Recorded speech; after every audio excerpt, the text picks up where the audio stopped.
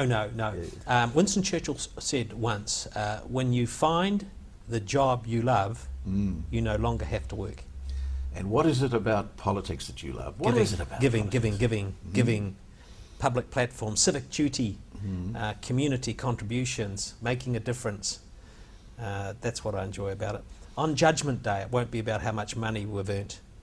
It'll be, what is the difference that you have made to the country where you were privileged to be born?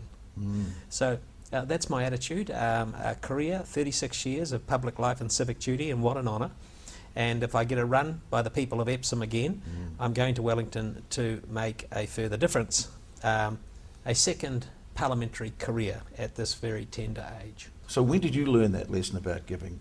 This journey started 16 years ago at the gates of a Russian orphanage. Yes. Where I met a little girl aged 9. She said to me, "If you take me home with you, sir, and all my little brothers, I'll sing and I'll dance for you forever." Isn't that wonderful? I said to that little girl, "I'm going to come back and I'm going to come and pick you up and all your little brothers and take you home to the greatest little country on earth. And it's that greatest little country on earth, I want to keep the greatest little country on earth in these extraordinary, difficult times for New Zealand." So I want to deliver on the promise I made to that little girl so solemnly all those years ago at the gates of that Russian orphanage. A lot of people are finding it tough at the moment. That we've had recessions before, which have seemed to have lasted about 18 months to 2 years, but this particular one it seems to be it's lingering well over its. More's to come. So what more to come, you think? Much more to come. Can a government do anything about it, or is it coming from the overseas? Oh yes. You can do something about it. Well, this country hasn't paid its way since 1973. Any year since 1973. Not 3 years ago. We haven't paid our way for all of those years. We are borrowing for the housekeeping account $300 million a week. We cannot afford to have, for instance, universal student free, interest-free loans. We cannot afford to give the pension to people like me capable of earning and providing for myself at age 65. We cannot afford to go on strangling small business and small enterprise with red tape. We've got to invest in research and development and technology, and we've got to start cutting our cloth and paying our way. I've been in business for 45 years in this city. Yes. It has never been tougher.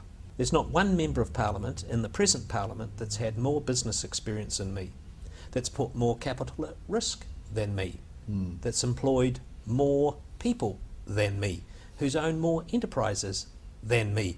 And consequently, I clearly understand for the 220,000 people who employ less than 10 in this country, it is tough times. And the government can make a difference by reining in government expenditure, by ordering priorities and making it easier for small people to make a quid. But you see what happens in Greece. They have to have an austerity budget. And what happens? The streets are full of protesters. Nobody wants their little bit of income to be taken away from them. And the same will happen in New Zealand, won't it? The moment you start cutting things, they're on the street protesting. It's like they don't seem to understand that there's a bigger picture. They can only see what it is they're ludicrous for the taxpayers watching this wonderful show tonight to be substantially funding my visits to a GP. My visits to a GP.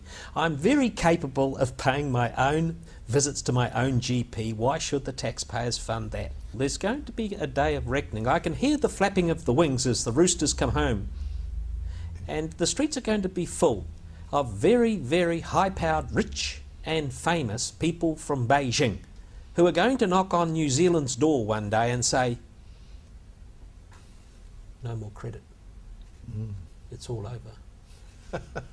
So I'm serious about this. Our economic sovereignty should form the basis of all debate for this election. Let me give you one imperative that I'm going to chase down if I'm given a run at Parliament.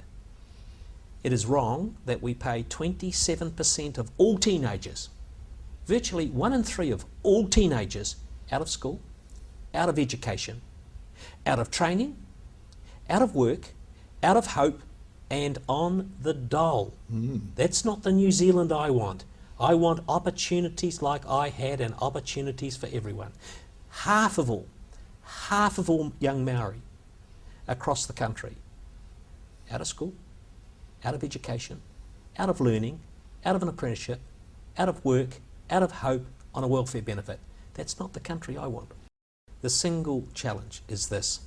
In the next 10 years, 400,000 New Zealanders are expected to flee to Australia.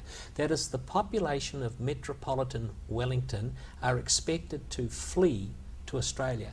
The challenge is for us is to get the million New Zealanders that live offshore, mostly in Australia and Europe, to come home. So over a period of the next generation, we have to build a country where people say, I want to come back to paradise. Well, how are we going to do that? Well, there's a myriad of things we need to do. What we can't do is tax and spend and borrow and hope. Taxing, spending, borrowing and hoping has never worked. That's why I'm going to Parliament. In Epsom, if the people of Epsom vote for me, I'll bring in 2, 3, 4, 5 additional members of Parliament for a John Key-led government. My opponent in Epsom is going to win the seat anyway. He's going to be on the party list. He'll be in Parliament anyway on the party list. So people voting for me in Epsom will get 2, 3, 4, 5 additional centre-right thinking supporters for John Key. So it's an intelligent vote to vote for you and let your national opponent go into Parliament as a list MP. Yes, it's a strategic vote. Epsom is deeply blue, Jared, as you know. 364 days of the year, they're deeply blue and committed to the National Party. One day every 3 years, they vote strategically, and I'm hoping that they're going to do it again, because it's not about me. Well, it's about the future of this country. What are they, you're talking to them on a day-to-day basis. Are they going to do that, do you think? I'm quietly confident. You're doing polls, etc.? Oh yes, we're quite. Half of the people are undecided. You wouldn't be surprised at that. In the middle of a fabulous Rugby World Cup, when on the doorstep, they don't want to. They want to talk about. They want to talk about Richie McCaw's ankle. They don't want to talk about my headspace around politics. We're all waiting for the World Cup to finish. Well, of course, most people aren't interested in politics, but politics is interested in most people. Now, John, what about us baby boomers? Coming up in December, John, you're going to be 65. And will you apply for the New Zealand super? I would doubt it very much. I would doubt it very much. I'm not in the slightest bit interested in receiving a pension. I'm not quite sure how you get it, but that's okay. But what I can tell you is something very significant. Right now, there are 18 baby boomers on the pension for every 100 workers. In 25 years' time, there'll be 42 pensioners for every 100 workers. Now, what I'm telling you tonight is there's no way the eligibility for the national superannuation will stay at 65. Believe me, if the next government doesn't do it, the following government will have to do it. That is a no-brainer. Well, John, you've got a busy time between, say, now and Election Day, 26th of November. What are you going to be doing? Convincing the good people of the Epsom electorate that a vote for me is a vote for additional members of Parliament for a John Key-led government on the 26th of November. It's a strategic vote I'm looking for from the people of Epsom. So, doorstep to doorstep, bus stop to bus stop, knock, on the knock, streets, yeah. door knock, and work and work. Nothing changes. You've always enjoyed that part of it, haven't Course, you? of course. It's good You know something? You've got to be very careful. A lot of people die in bed. Got to keep working. Get in on that, though, John. Best of luck.